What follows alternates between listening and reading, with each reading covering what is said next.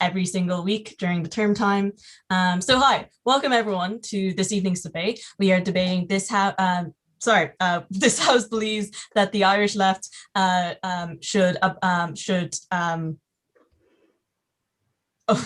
the words. Sorry, Maggie, I honestly cannot remember the word. The motion this evening is this House believes the Irish left should abandon republicanism, and we are collaborating with Polsock, very excitingly. I just couldn't remember the word abandon. I don't know what's happening to me. I'm going to blame it on Zoom. But welcome to this evening's debate. Basically, this evening has two parts to it. The first is private business. It's super quick. It's basically just the internal workings of the society. And then afterwards, we'll actually have the public business, which is the debate. So I'll just go straight into it. I'd now like to call upon Pierce Sinnott to chair private business this evening. I call this House to order, and I call upon the Record Secretary to read the minutes of the last private business meeting. The last private business meeting took place on the 10th of February 2021 with Olivia Brady in the chair. There were no fines, no reports to be read, no motions on notice, and no motions not on notice. Are there any objections to my signing these minutes as a true and accurate account of the last private business meeting? We'll say no, so as such, I will duly sign.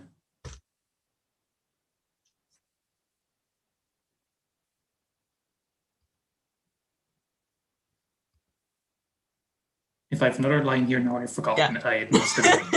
I call upon the auditor to introduce the invited guest. No, that's not the right one. No, you call upon the auditor, just to cede the floor back to the auditor. I cede the floor back to the auditor. Excellent. See, this is the part of the meeting where it's very archaic and traditional, but why not? On to, basically, I'm going to ask a series of questions to a bunch of officers. So first and foremost, Madam Treasurer, are there any fines? As per usual, Bree, there are no fines. There are never any fines. How disappointing. On to Madam Librarian. The time for questions is now open. Okay, so this is an opportunity for anyone in the audience to basically ask a question about the society. It could be directed to anyone within the society or like within the committee. It could be asking, say, what does the censor department do, or what does like how often do we run debates, or whatever you want to ask. So feel free to ask it in the chat, or preferably with the Q&A function. So we'll just give a minute. So the question in the chat or in the Q&A function is, when's the Hist and Phil football match? I don't know, because currently there's a pandemic going on, if the person who sent that in didn't realize. And so we're actually not, able to gather for everyone's health and safety. So I do not know when that will potentially end. I honestly don't know. But, whenever we can have a Hist versus Phil football match, we'll have it. But let's do it safely and not break, the law while doing it. Excellent. Are there any other questions that anyone has? There being none, Madam Librarian? The time for questions is now closed. Excellent. Now moving on to Mr. Record Secretary. Are there any reports to be read? There are no reports to be read. Are there any motions on notice? There are no motions on notice. Are there any motions not on notice? There are no motions not on notice. Excellent. And then finally on to Madam Treasurer. Are there any fines? Astoundingly, there are still no fines. I can't believe it. Okay, excellent. And then I'll cede the floor back to the chair. I call this House adjourned. Amazing. And that's private business over and done with. I hope it didn't bore everyone to death. But now onto the actual, main part of this evening, the debate. I'd now like to call upon Owen Usher, the chair of Polsock, to chair this evening's debate. Hello, everyone. I'm Owen. You should all know me. So the question before this House this evening is that this House believes that the Irish left should abandon republicanism.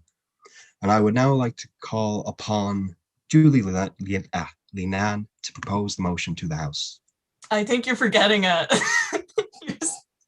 you're skipping part of the meeting. Is that? Oh, do I have to do the public business? Sorry. Yeah. I'm very unused to how these Hist events work.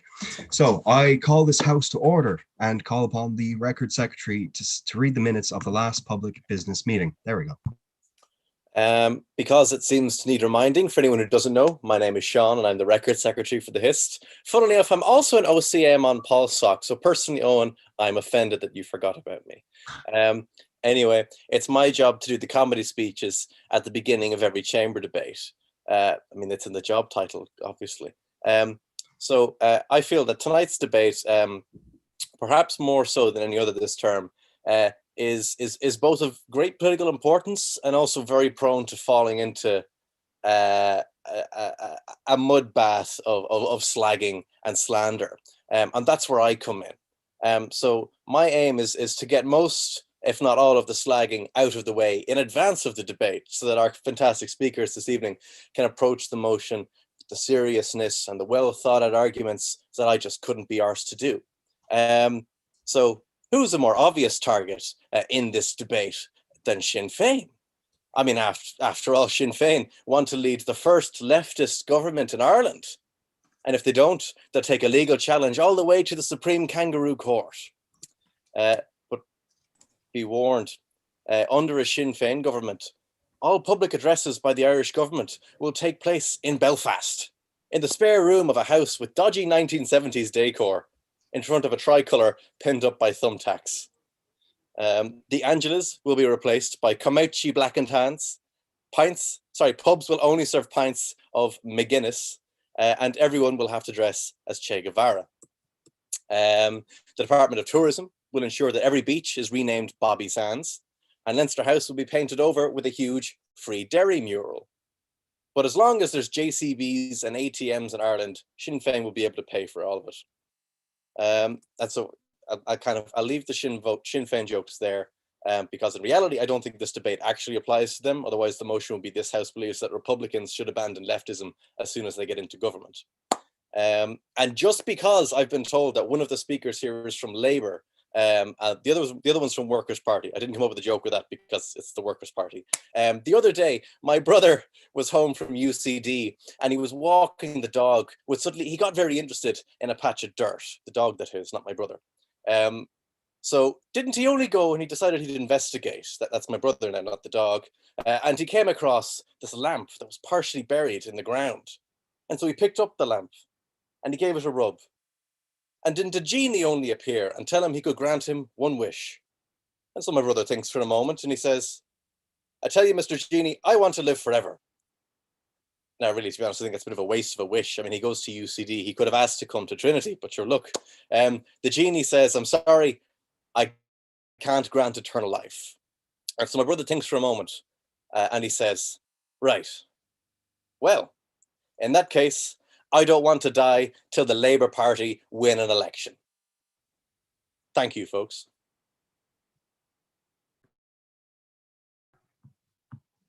Are there any objections to my signing these minutes as a true and accurate account of the last public business meeting?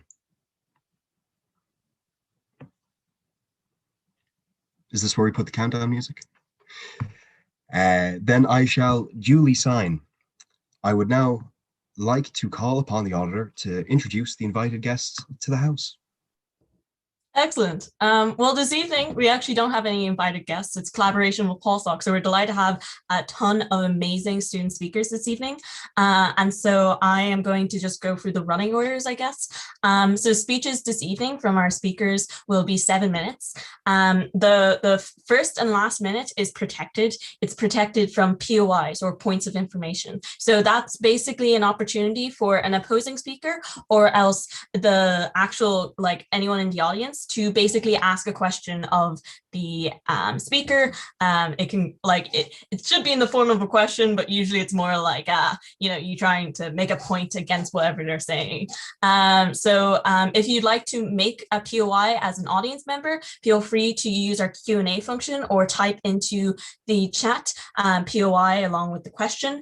Also, if you are within the panel, I should have explained this beforehand, but if you're within the actual panelists, you can just unmute yourself and ask, say, point of information or on that point or whatever as a way of getting the speaker's attention.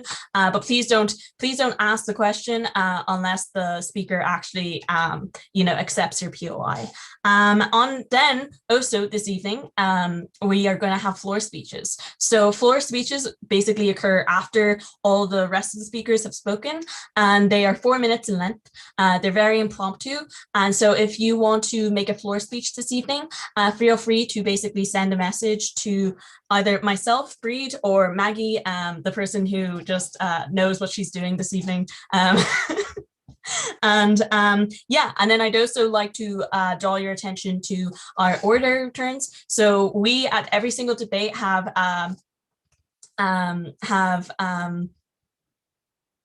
but anyway, sorry.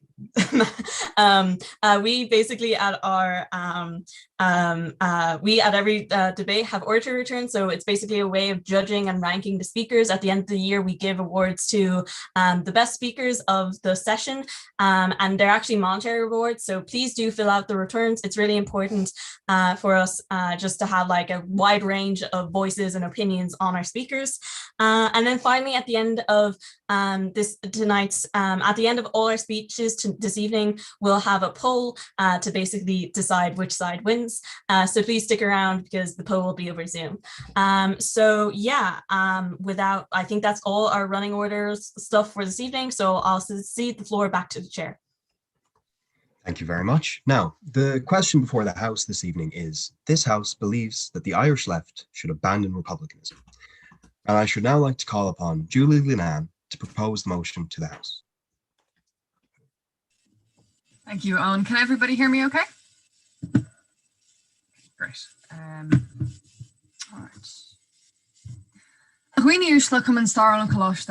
Members of the College Historical Society and with PolSoc guests, I am delighted to be opening the proposition tonight on the motion that this House believes the Irish left should abandon republicanism. Now, I'll admit I had reservations about proposing this motion. It's a difficult thing to suggest, both as a leftist and as an Irish person, that we should abandon our fourth Greenfield in Northern Ireland. So I'm instead going to argue from this side of the bench that abandoning republicanism does not mean abandoning the prospect of a united Ireland wholesale. What it does mean is that in order to achieve a 32-county socialist republic, the socialist bit has to come first. Before I get into this, however, I'm going to ask one crucial question.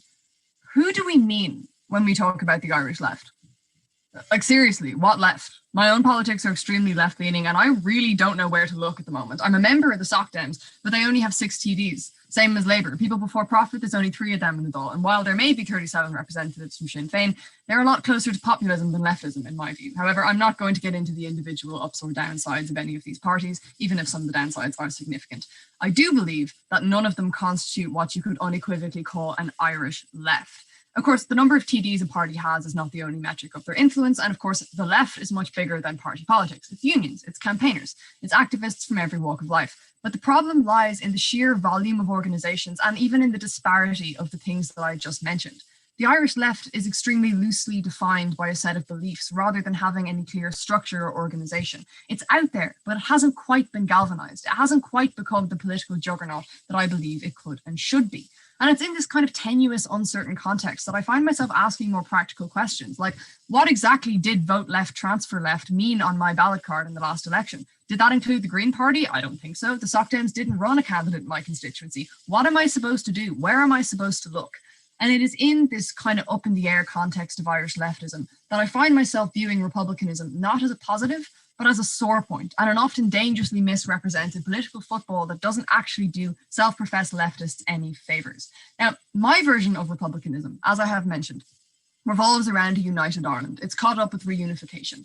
Now, I'm not even going to address the racist, ugly, ethno-nationalist, anti-European, anti-globalist sentiments of some so-called Republicans these days. The history graduate in me is instead going to stick to the classical definition of a 32-county socialist republic. Now, if we take this 32-county socialist republic as the fundamental aim of any Irish left, no matter what your leanings, then the millstone of republicanism, be it political, ideological, or worst of all, militant, is quite frankly going to get in the way. The fact is, republicanism has time and time again taken away from any attempt to focus on practical left-leaning policies. In the last election, I saw posters that said, vote Sinn Féin for an Irish Republic, and I thought I'd gone through the looking glass back to 1918.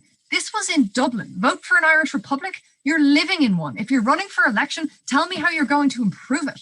Now, even from a perspective less harsh on Sinn Féin, republicanism is at best a distraction in the political sphere. Every time the Republican calling card is whipped out, the mainstream press go completely bananas. The Irish Times, the Indo, what have you, they wait for every opportunity to jump on Sinn Féin, draw attention away from policy and onto the Republican question. Now, this isn't unique to Sinn Féin either. There's a reason we're debating whether the Irish left specifically should abandon republicanism. And that's because Fianna Fáil and Fine Gael already have. They've set it aside in recent years in order to prioritise policy, in order to get things done. These things being drawing in multinationals, raising GDP and ignoring a housing crisis. But the point is, the association of leftism and republicanism gets in the way and is often deliberately put in the way of any momentum an Irish left could gain on policy issues. As long as we're talking about republicanism, we're not talking about housing. As long as we're talking about republicanism, we're not talking about taxation. As long as we're talking about republicanism, we're not talking about hospitals or the minimum wage or childcare or the treatment of women at the hands of the Irish state or the ever-widening wealth divides in the 26-county republic that we already have. And here's the kicker. As long as we're not talking about those things, as long as we're not fixing those things, we're not going to achieve a united Ireland. So how exactly does the republicanism football help? Now, it's an old argument that the surest way to unite this country is economic prosperity in the South. It's an old one, but it's a true one, and it doesn't centre on the kind of economic prosperity in the Fianna Fáil, Fine Gael sense of the word. It's about left-leaning policy issues. It's about welfare. However many multinational corporations we attract, however shiny the IFSC, our GDP does not reflect the long historical disparity in welfare between North and South. The North have always been justifiably fond of their welfare state. And as the demographics in Northern Ireland change in this hard-won, hard-negotiated time of peace, this only grows in importance. Now, who's to say if conditions are actually any better on the ground in Dublin or Belfast these days? But it's more about perception. As long as our TDs are too busy screaming at each other in the Dáil about ferrying people across the border for cataract surgeries, Northern Ireland is not, with the consent of her majority, going to opt into this republic. The perception that the North looks after her citizens better than the South, and the perception that the South isn't able to take on the North economically, remains well and truly intact. And in order to bring about a united Ireland, in order to entice those referenda that we need a stronger welfare state. We need a much more powerful, we need a much more cohesive Irish left. And as long as republicanism continues to overshadow the leftism of what little political left we have, we're not going to hone in on these crucial issues, be they through welfare capitalism or indeed out and out socialism. Our government can't and won't enact policies which improve quality of life, and we won't have the referenda north and south of the border, which are the democratic and indeed the only viable path to united Ireland. The only way to a 32-county socialist republic is to put the socialism first and outdo them in their own welfare stakes. This also has the added side effect of actually improving the lives of Irish people, and that way everybody wins. Of course, that may be a little reductionist. Any form of united Ireland is not solely going to be about welfare. It is going to require immense feats of diplomacy and considerable compromise on either side. But the Irish left, even in its present tenuous form, needs to stop letting republicanism get in the way of policy. The Irish left should abandon republicanism until it can focus on policy. The Irish left should abandon republicanism until it can focus on people. The Irish left needs to start trying to unite itself before it tries to unite this island. I have never been prouder to propose. Thank you. I thank the speaker for that fine speech, and I will call upon Ben Graham to open the case for the proposition. Opposition, sorry. Okay, can everyone hear me? Right.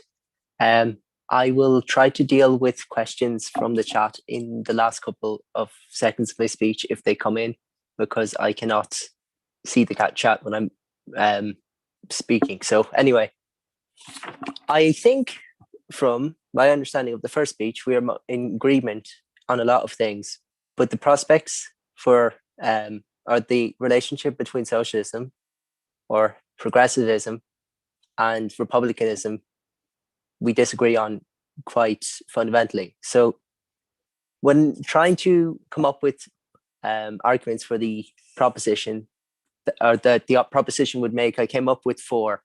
The first is that the republicanism is inconsistent with left-leaning values. The second is the economic questions and the difference between North and South. The third being is that being left or being Republican is detrimental to the Irish left at the polls. And the fourth is that the Irish people do not wish for a left-leaning, or no, do not wish for Irish unity. So in my understanding of republicanism, I feel like it is the aim of the Republican to seek out united Ireland. So in that sense, I feel like any move towards united Ireland is a Republican move. Now, as the first speaker has alluded to, there's no coherent strain of republicanism in the Irish left right now. There are some very problematic approaches which glorify the IRA, which should be left in the past, we can say. But we should work as a community to create a society that Northern Ireland wants to join into. Again, in agreement with the proposition in this case. But for me, I would say that Sinn Féin's approach to republicanism has had some benefits to the Irish left.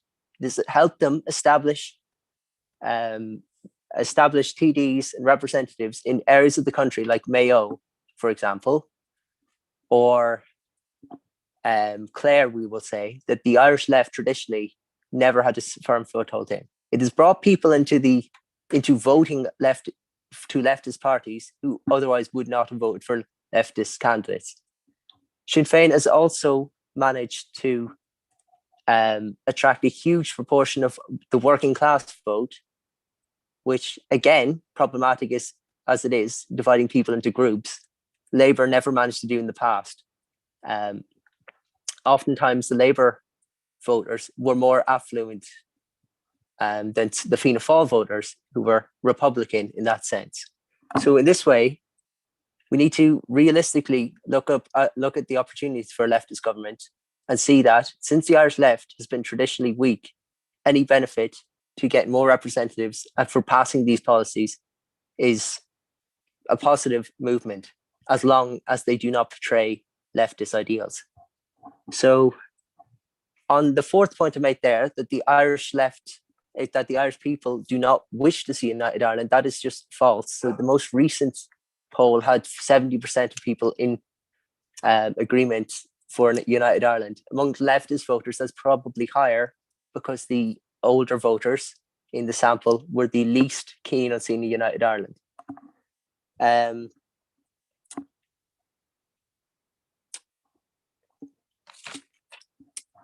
On the economic questions, I feel like this may come up again, but also, and again throughout this tonight, but as well as increasing prosperity, we should also be looking at creating an economy like the North. We should be planning in conjunction with the North and in anticipation of a united Ireland. We cannot say realistically we cannot work towards creating a utopian society down here that is incredibly different to the one in the North. And we should be planning for the future. And I believe any planning in this sort of sense is a Republican move and cannot be described as otherwise. I will have a look now at the chat now. A few things have come up. No, okay, no questions. Right.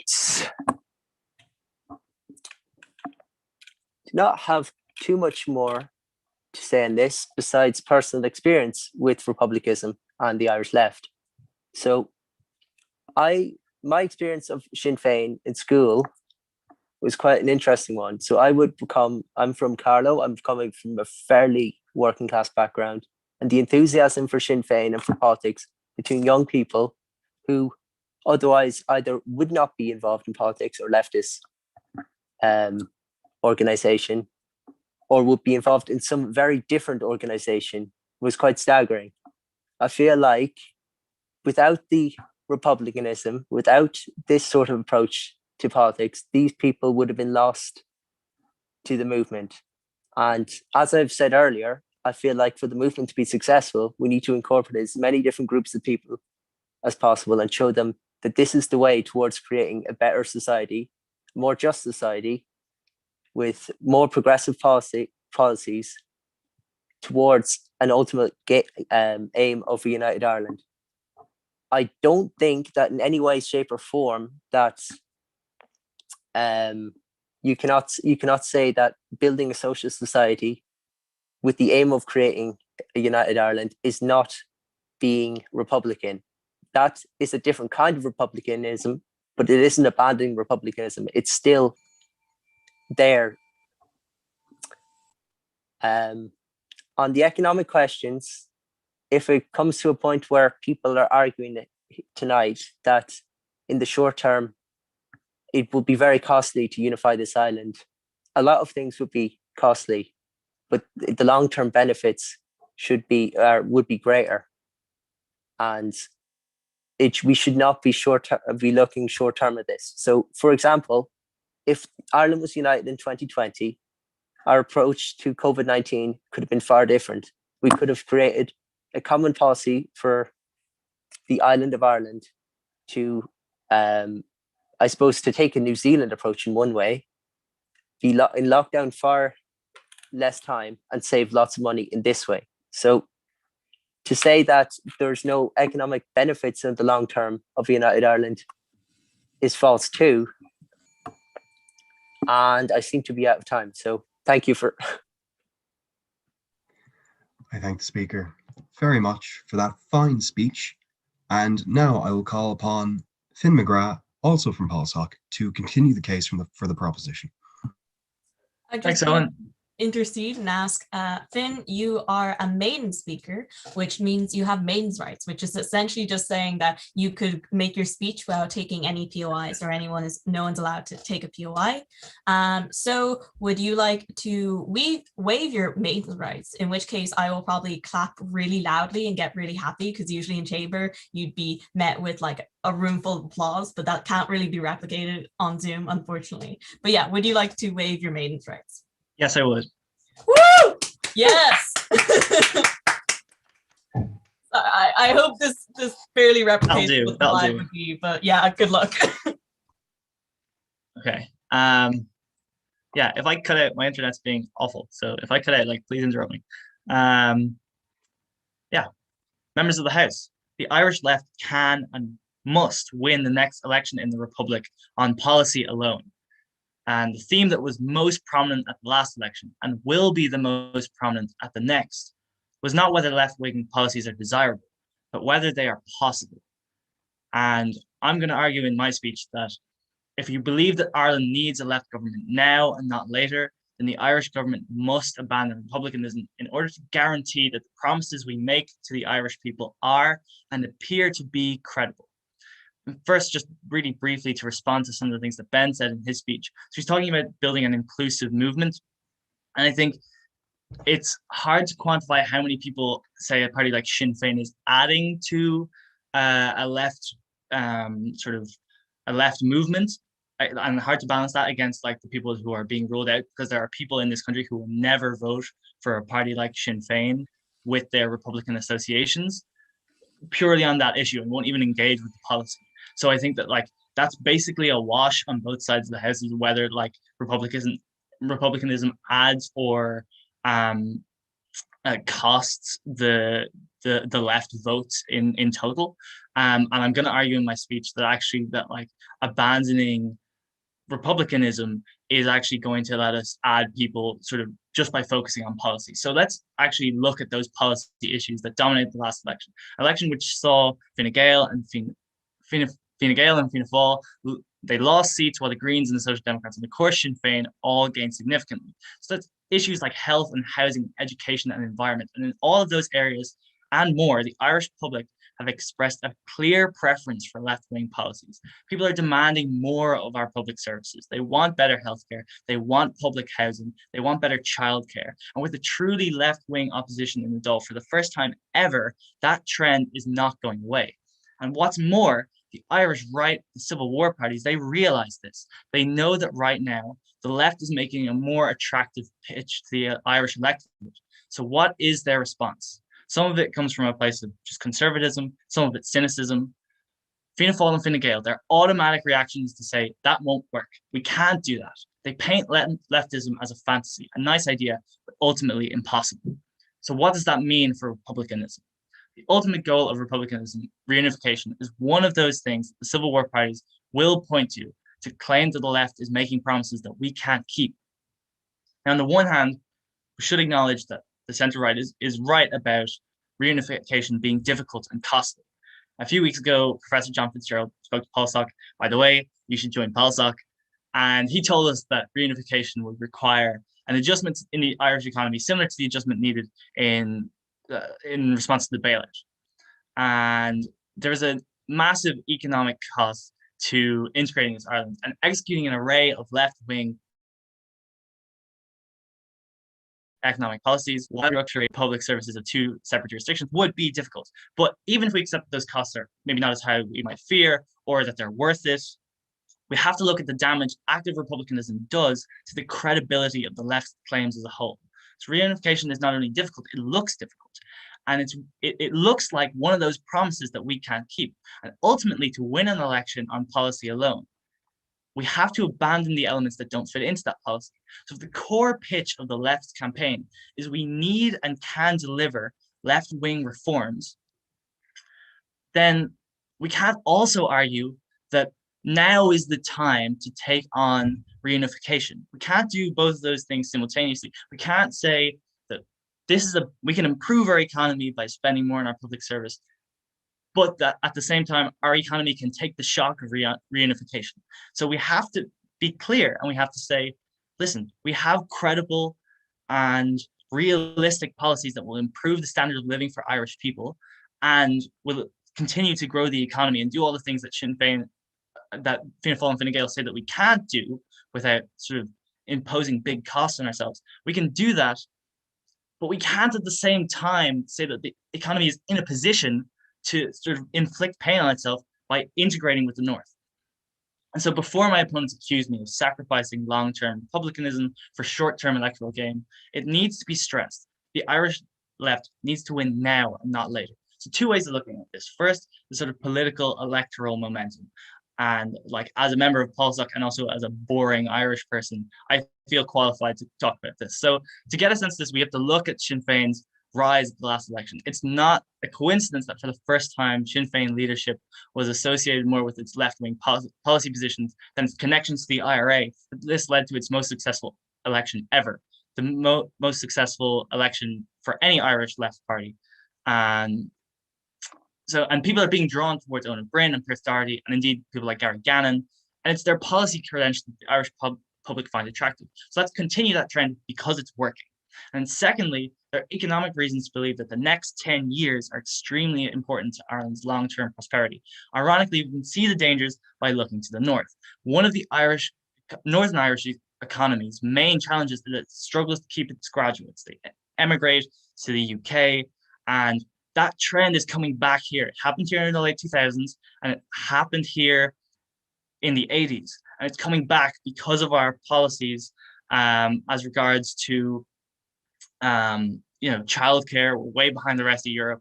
Housing, highest house prices anywhere in Europe, some of the highest rents of any city in the European Union.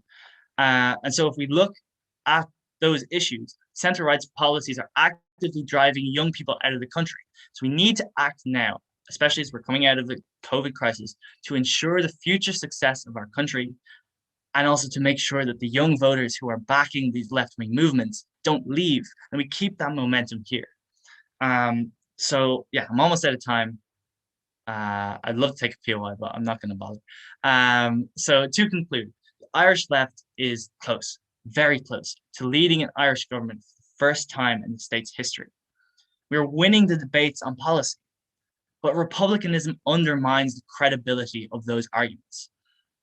We can't do both, can't argue simultaneously that we can improve our economy with sensible economic policy, and at the same time, the economy is ready for reunification. We have to focus on one. We can win using policy. We can't win if we have republicanism as well. Therefore, we must abandon republicanism. Thank you, and beg you to propose. I thank that speaker for his fine speech. And now, to continue the case for the opposition, I will call upon Jack Malgrave from the TCD Workers' Party. Hello, my name is Jack Malgrave, and I will be speaking on behalf of the TCD Workers' Party. I wish to speak in opposition to the motion. The Workers' Party believes that socialists should embrace republicanism. To begin, however, it is important to ask the question, what is republicanism?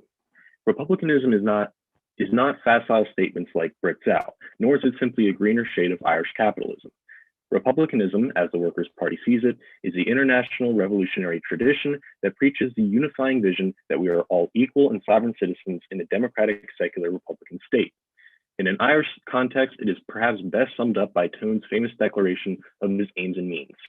To subvert the tyranny of our execrable government, to break the connection with England, the never-failing source of all our political evils, and to assert the independence of my country. These are my objects.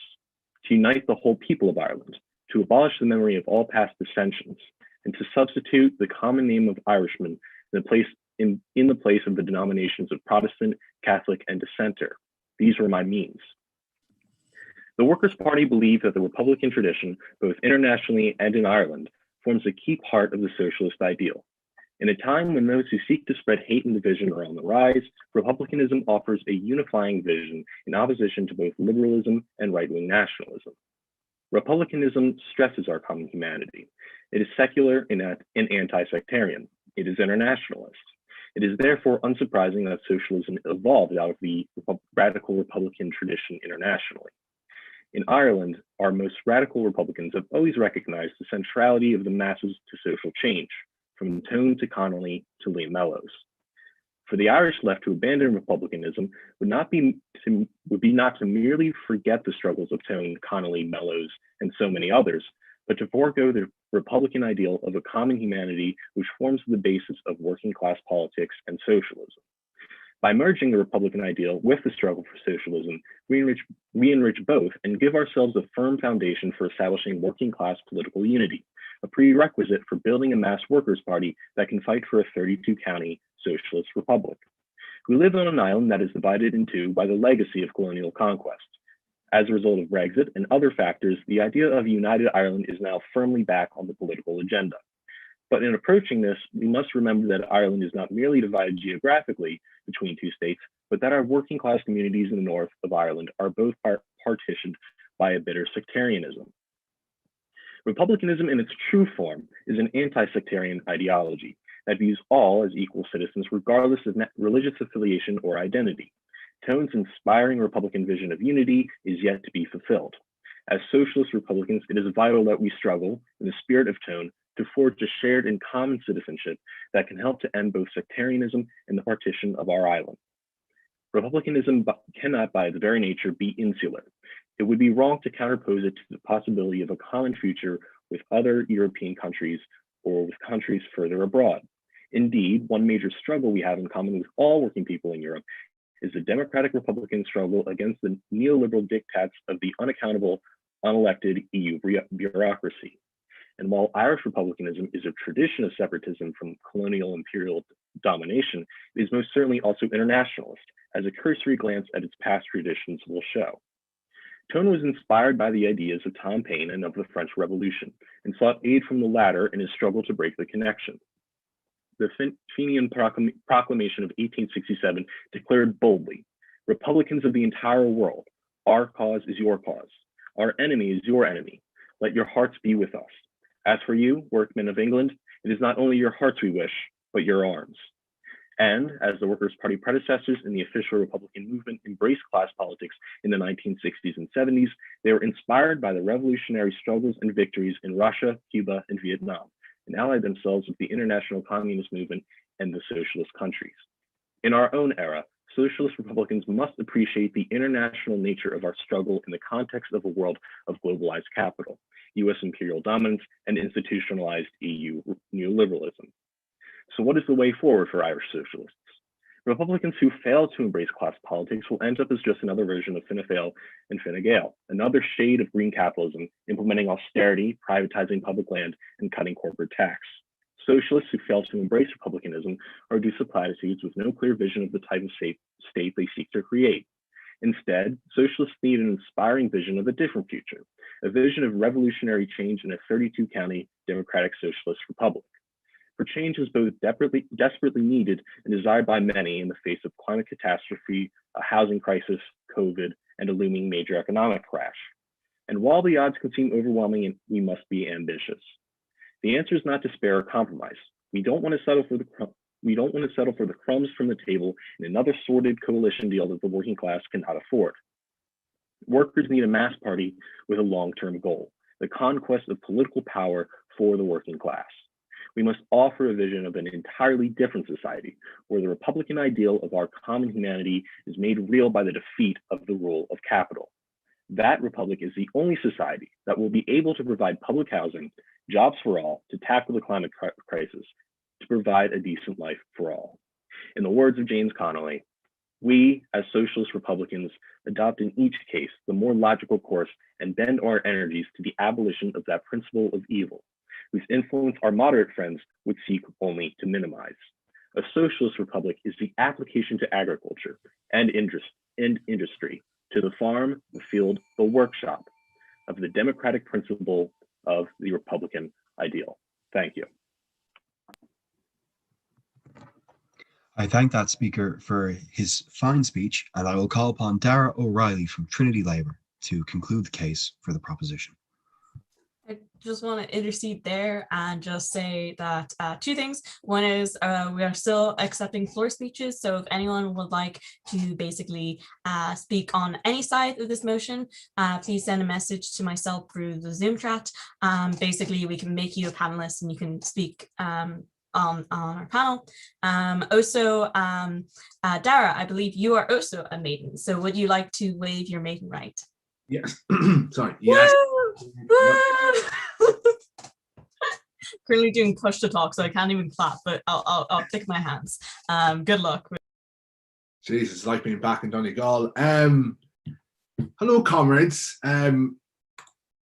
You know, I am. What's I just gonna start time there? I am obviously part of Trinity Labour and the Labour Party more widely, but I'm also a member of the SDLP. So every morning I get up, you know, an hour, set my clock an hour earlier, just to hit basically every kind of Republican I can find and just exert that hatred upon them. Of every shape, you know, the Sinn Féin, every kind of, you know, every kind of guy who likes a gun, you know. You can't beat the kind of macho militarism of the Irish left. It's a good thing, or at least some think so. I think there's a really interesting debate. Some interesting stuff has been said.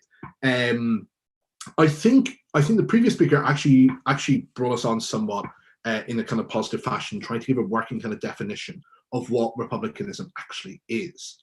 If we look at what we see from modern day republicanism, at least in Northern Ireland, it is Sinn Féin, it's the official, Republican Sinn Féin, it's Sarah, it's Sarah Diarg, and it's the Colony Youth Movement.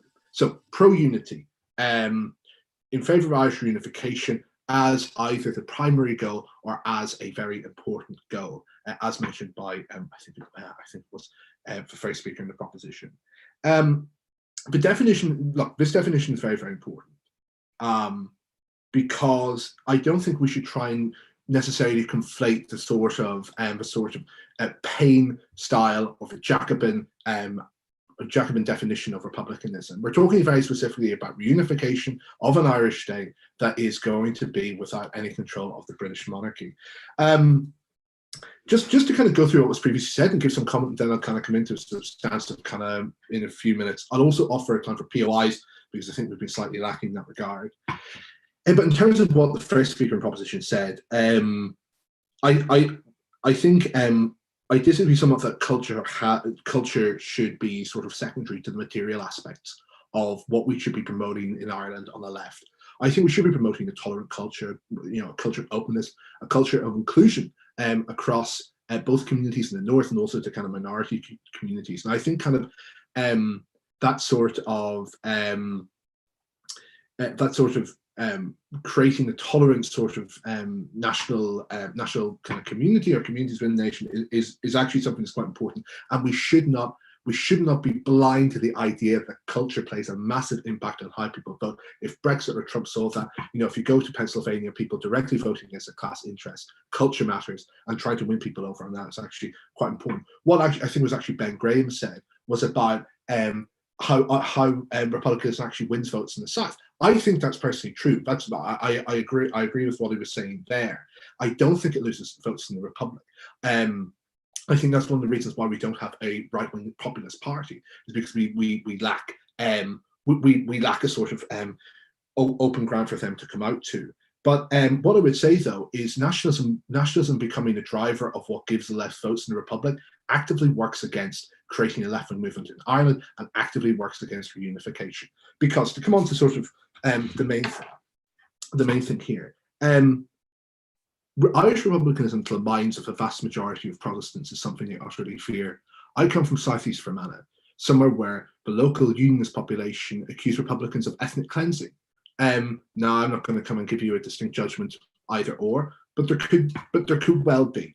And that kind of speaks to the wider problem with Sinn Féin and republicanism, is that simply because they are against what the unionist and Protestant population wants, they have been painted and are perceived by them to be bad actors, to be people who hate them and people who are sort of a sectarian attack on them. It's sort of a default of being a regressive oppositional force to sort of Protestant nationalism, Protestant unionism in the north. I think as well we see that Sinn Féin, etc., are becoming like a Volkspartei in Northern Ireland, to kind of pick up a bit of a German phrase. That if you look at their, I know Jerry Kelly in North Belfast used the prop of the 2011 census, saying that there's more Catholics and Protestants in North Belfast, therefore Sinn Féin could win the seat. Things like that, but also the fact that they are de facto inheritors of that kind of Volkspartei status that goes back to the Nationalist Party in Ireland, that goes back to the previous parties, and even goes back as far as to sort of quite reactionary elements like the Ancient Order of Hibernians. Sinn Féin does try and separate themselves from this, but they do occasionally slip up. But these sort of alliances with reactionaries and alliances with people who are sectarian in the past means that republicanism can never win over the vast majority of unionists and working class unionists. Because I believe that Ireland, if we're going to have a united Ireland that is left wing, we need to have people on the Shankill and on the Falls working together to defeat the role of capital. I think as well, what was being stated in terms of like what has republicanism delivered. Actually, sorry, I'll take a POI now because we're kind of approaching just past 5 minute mark. If anyone wants to do POI. No. Okay, fab. We shall keep going on the sort of nonsense train. Also, if we look at like what republicanism is doing in Northern Ireland, it's actually really quite low quality. Sinn Féin had the Ministry for Schools. They never integrated one school. They cut more than the Tories in terms of per pupil spending. They protected teaching Catholics and Protestants separately for teacher training. They did a lot of things that are very regressive and basically create themselves as a bloc to uniting Catholics and Protestants to come together.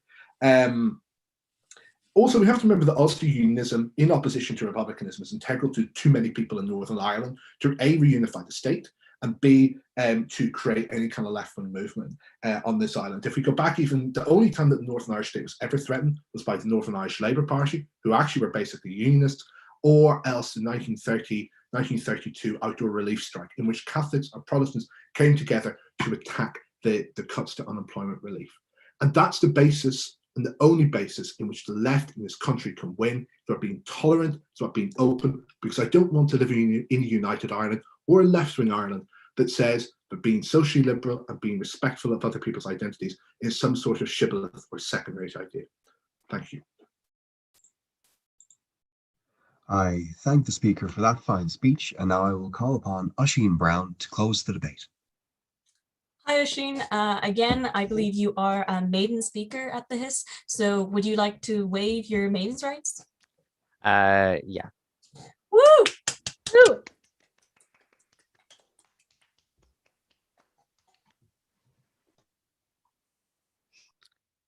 All right. Let's try in 3, 2, 1. Okay, so I'm going to do a few things in my speech.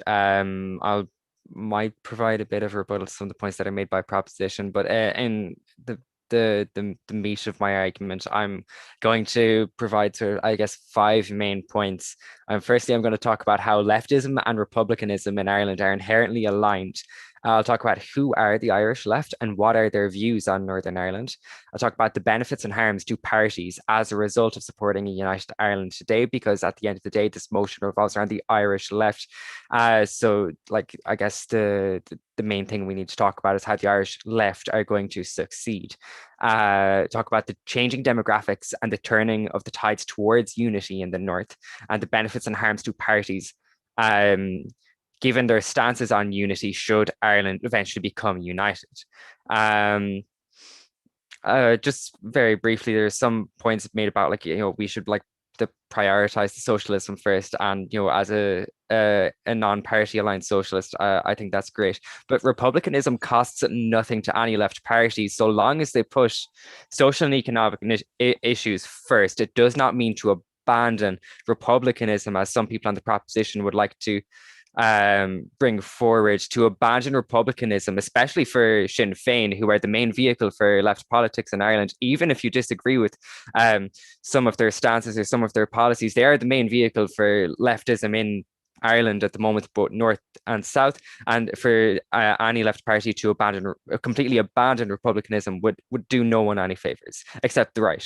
And there's a talk about young people being disengaged or emigrating that came from Finn. And I completely agree. We need to keep young people involved. Young people are more engaged than ever in politics, but they're also more engaged in republicanism, as per the latest polls. If you throw away republicanism, you're throwing away young people. You're making things worse for them in terms of politics if you abandon republicanism. So on to my first point. If you do not support a united Ireland, you cannot call yourself a leftist. Left-leaning politics are built upon the foundations of equality and inclusion. To exclude over 1 million people from one's, this is for people in the South. Sorry, just to clarify, to exclude over 1 million people, those being from six, from one's vision of a more equal and inclusive society is completely antithetical. While consent must not be breached, as per the stipulations of the Good Friday Agreement, active planning on both sides of the border for an inclusive and progressive single nation needs to be an important issue, given the gravity and scale of the project at hand.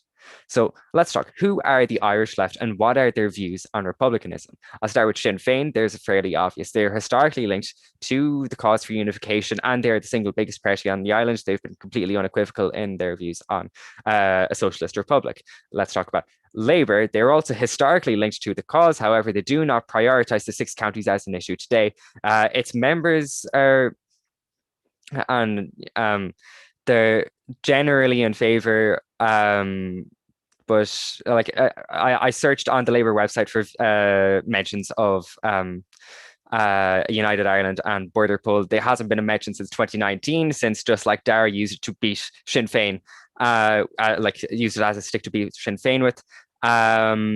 People Before Profit have representation both sides of the border. They have an MLA and 5 councillors in the north, as well as 3 TDs and multiple councillors in Leinster House. They're also fairly pro-Republic.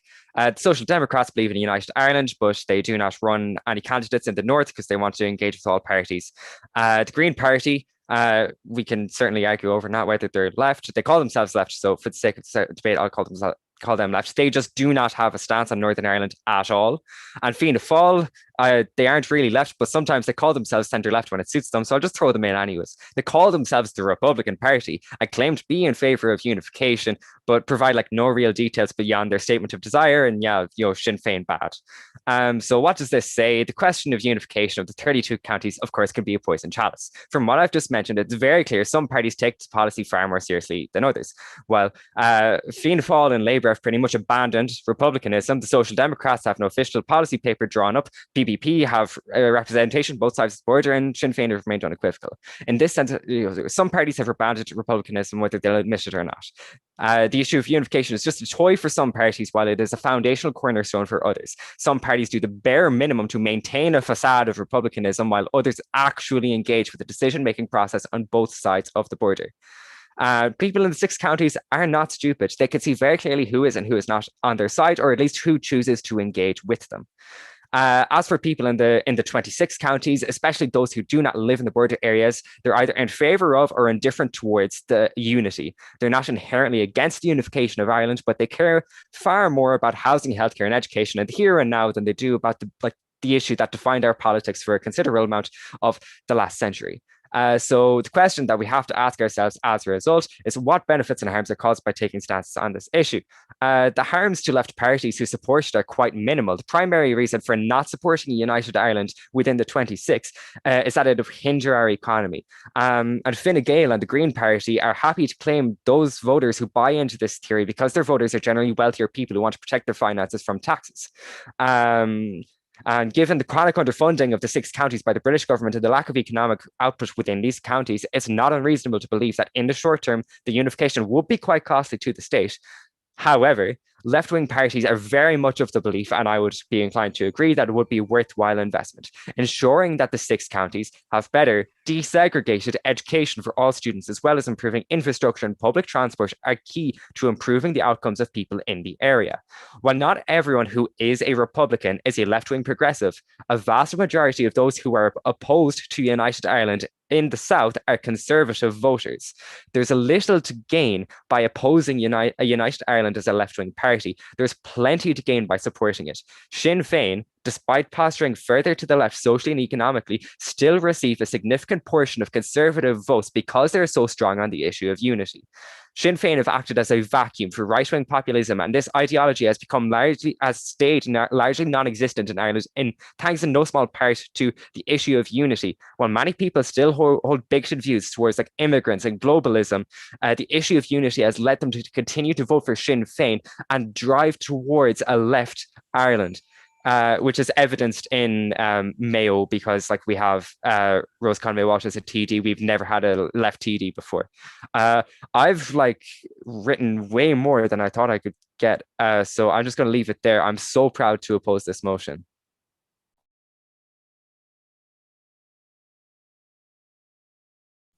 I thank the speaker for that very fine speech. And now I believe it's time to call upon the floor speeches, correct? Yes, perfect. So, continuing on, the floor speech for the proposition tonight will be from David Wolf. He should be able to join now. There. Oh, can you hear me? Yeah, you good to go? I reckon so, yes. Hello, my name is David. I am a first year junior fresh history and politics student. I am, here we go. When I first saw this motion, I was extremely opposed to it. My initial reaction was entirely that the Irish left is characterized and defined by its Republican character, by its Republican tradition, that republicanism embodies the ideals of the Irish left. As I thought more about it and as I considered what it really meant to abandon republicanism, I saw the other side and I felt it would be a better argument, line of argument to take. So therefore, I will be presenting the proposition for this motion. Firstly, I want to talk about the track record of republicanism in Ireland, in that it, without fail, once it achieves a compromise which suits the interests of its political elite, it betrays the ideals of socialism and the mass mobilization of workers which drove it in the first place. In 1921, for example, the nationalist leaders whose journey to London in negotiations with the British government had been achieved entirely by grassroots engagement of the Irish population in a war of independence, driven by the ideas of socialists like Connolly and Markievicz, agreed to a capitalist settlement which divided the island in two and preserved the social, political and economic order which kept the Irish working classes subjugated, establishing partial nominal independence only, and betraying the workers who had fought for freedom. In 1998, we saw a repeat of this when Sinn Féin and the leaders of the Provisional IRA signed the Good Friday Agreement, ending 30 years of conflict which had taken the lives of thousands of workers, both Catholic and Protestant, in exchange for guaranteed seats for its party members in Stormont. The end to violent conflict can only be welcomed, but the terms under which it was agreed once again betrayed the poor and working classes who had suffered most under partition during the Troubles. Their reward being no more than an equal share of unemployment, an equal share of inadequate housing, and an overall equal share of the poverty of Northern Ireland. The betrayal of the working class by nationalist elites stretches far back beyond the conception of republicanism or even socialism. The Irish Catholics, for example, who gave their lives to keep King James on the throne, shed their blood in vain in a conflict in which they had no greater stake in one side nor the other. Equally, the Protestant soldiers who fought for William saw no reward for their sacrifice beyond the nominal supremacy of their faith. Little concern for men who were merely landless tenant farmers on the most part.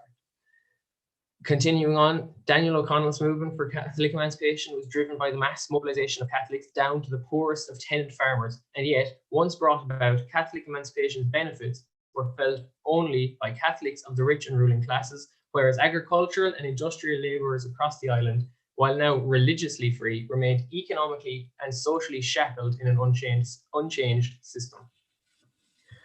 To me, republicanism represents the national fight for political sovereignty, while socialism encapsulates the parallel struggle of the working class for social and economic sovereignty. These strategies must coexist, collaborate, and cooperate to achieve success. But socialism cannot be won by elites and gifted to the working class, as has been given the conviction of some Republican leaders, past and present. The emancipation of the working class must be the act of the working class. As Marx put it, it is only through the revolutionary struggle that the workers become the revolutionary class who are fit to operate a democratic and socialist society, and this must be the central aim of the Irish left. Ultimately, I still consider myself an Irish Republican, and I feel that I always will, but socialism must be put first, because I do not believe that it would be possible for Irish socialism to abandon the ideals and the goals and the strategies of Irish republicanism. The vice versa is entirely true. Republicanism will and has abandoned the ideals of the Irish left in the past. The Irish left of the 21st century must ever be aware that as soon as its demand become a setback to the aims of the elites of Irish republicanism, republicanism will abandon the Irish left, and therefore this must not be let happen again. Thank you. I proudly propose this motion. I thank the speaker for that fine speech, and I now call upon Maggie Larson to give the floor speech for the opposition. Thank you. So I'll begin the speech by saying that I am not totally convinced that republicanism is indeed sort of the lifeblood of Irish politics. I'm not convinced that this sort of sense of deep resentment and nationalism and the pervasive idea that the existence of Northern Ireland is fundamentally illegitimate, despite the many people who live there and quite enjoy living there, is, totally central to, say, the goals of implementing socialist policies in Ireland. But I'm speaking on opposition, so I suppose I should probably say that. So I was fully prepared to stand up, or not stand up, but rather turn my camera on and to propose establishing a socialist monarchy, but I'm actually giving an op speech. But anyway, I suppose I'll give an actual argument. I think the Irish left has very little prospect of gaining any sort of power without the strategic use of republicanism. I am not totally sure what the Irish left is, despite largely considering myself to be part of it. I think currently Sinn Féin looks likely to be the next party to be in government in Ireland, looking at the way that Fianna Fáil and Fine Gael are handling the current situation. They will achieve this realistically only by coalition with leftist parties. The question is whether those leftist parties give them that chance. And I argue that we must, because the alternative is to go into coalition with one of the big two, FF or FG, and that has classically been seen to be sort of a fatal blow to the parties of the Irish left. Rip the Greens. So I think, strategically speaking, it is really the only path forward if the Irish left ever intend to exert any sort of power over the politics and policies of this country. I also think that Ireland's not a country that can be neatly divided onto left-right divides. I think our politics has historically resisted these kind of wild swings between extremes and is focused mostly on which politician is bought a cow from you a few years ago. And I think that is a reality that we have to face in considering how to approach campaigning and promoting these policies. I think that Sinn Féin, I'm not naive enough to think that Sinn Féin's popularity is due in large or an entire part to their leftist policies. I think it has a lot to do with the fact that they are the only viable opposition that we have seen in the entirety of the state's existence. But I think why not utilize that? Why not sort of take that base of people who would like some change and show them that change is possible, even if it's not exactly the change that they envisioned, even if the change they wanted was perhaps a reunification, and the change that they're going to get is carbon taxes. But anyway, I think regardless of sort of these noble ideas about what the fundamental interconnectedness of leftism and republicanism, I think from a practical point of view, it's pretty much the only way to avoid going into government with Fine Gael and getting blamed for all of their mistakes. And therefore, I would be in favour of it. I thank the speaker for this fine speech. And now, I suppose, I will put the question to the House, correct? Yes. On the motion, this House believes that the Irish left should abandon republicanism. All those in favour, please vote aye. All those against, please vote nay.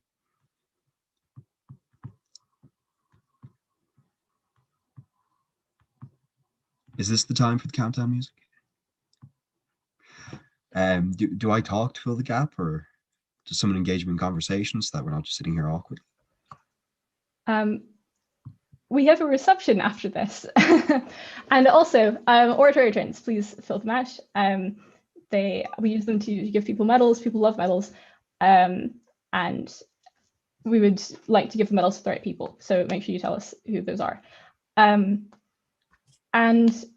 Yeah, so we have a reception after this debate. Please stick around for the link to that. It'll be happening in a different Zoom call. We love Zoom calls. I see there are 4 people left to vote, I think. So I will allow like 15 more seconds for that. I'm sorry, I don't have Sorry, go on. I don't have my countdown music going. I'm sorry, I wasn't prepared enough. I want to apologize for that speech also while I got you listening. I don't know why I just decided to prop this House of going to government with Sinn Féin. Anyway. Okay, so I'll end the polling there. And it's incredibly close. It's very exciting. Ooh! Amazing. The motion is carried. Woo. Goddamn Westbrits fucking everywhere, like. No, Jesus. Anyway, I am meant to have a little time to speak now, correct? Yes, okay. Yeah. So I don't want to take anyone's time. I don't want to take too much of it at the very least, because, well, I want us all to get to that very fine reception, which will go flawlessly and shall entertain you all massively. Yet I am the chair of a Trinity Society. I'm given a forum to speak. It is natural that I take it. So my thoughts, I'm told that I have like 10 minutes. I could talk about this for a couple of hours, but that's a horrible idea. That's a horrible, very specific circle in hell. So I'm not going to be doing that. Something I just wanted to add maybe to the debate was to talk about the history of this. Remember the place that this topic held in our history, looking at reunification primarily. Partition was a really unusual thing. It was a really foreign thing. It was despised by almost every major group except a very small minority, even among kind of the Ulster Unionists. Even Edward Carson, he described it in like really soulful language. I don't know if he made the quote that was like a tear in his soul, but he was of that kind of vein. Reunification, that's kind of like seen by a lot of people as an attempt to heal things that we struggle to put into words today to the people who believe in it. And, you know, have believed in it. Another thing is Fianna Fáil really commanded such a huge majority because republicanism was the real rallying cause for a long time. It tacked on like certain kind of religious, social, economic causes kind of onto the arse end of that, but that was the manifesto. But this was the Republican Party until Haughey. Remember, Haughey shipped guns to the IRA and he was Taoiseach in 1991. We're not far removed from this. Now we're starting to see Sinn Féin kind of like move into the same space. So the working class in our history, according to the work of Tom Garvin, who we all have to read if you do Irish politics, if you're doing a course where you can do it, I highly recommend the module. That was split really down the middle, like almost 50-50 between Fianna Fáil and Labour for a huge part of its history. Every now and then a group like the Workers' Party would come in and they cut a little bit out, but it always kind of returned to it. And why do we ask, why did it fall into this kind of weird split? It's because working class people tend to care about this. They tend to care about this quite strongly. I suppose I'd have liked to see more of that from people in the debate. I know that certain speeches did feature quite heavily, but I don't know, I don't like this kind of trend to treat the left as a monolith across society, driven by ideological rather than kind of like real material present concerns. None of the proposition really went into that in detail until the floor speech with one of the junior fresh students from my own course doing me quite proud. So I'll just leave us on this question. What is the left without the working class in this country, in any country? Just think about that now tonight. So instead of using the rest of my time, I'm going to push our PolSoc events because that's kind of what I'm really here for. And every Tuesday at 1, we have our caffeinated conversations. And every Friday, we have our beautifully entertaining sidekick, inebriated conversations. Come along. Next week, our IC event shall also feature €5 Just Eat vouchers, I am told, possibly. Another event we have coming up in a couple of weeks is a talk by Sherry Berman from the University of Columbia, who will be speaking to us about populism in Europe, an event which is tangentially related to this one. So thank you all very much for having me. Remember, stick around for this reception. Thank you. Hi, folks. Wait, actually, you're meant to. Well, I'll just take the floor now. Usually the chair succeeds the floor to the auditor to basically plug events as well for the Hist. So yeah, this is my bit where I basically plug the Hist's event. So if you enjoyed this evening's debate, then maybe you'll enjoy our other debates. So we have debates every Wednesday night throughout the term.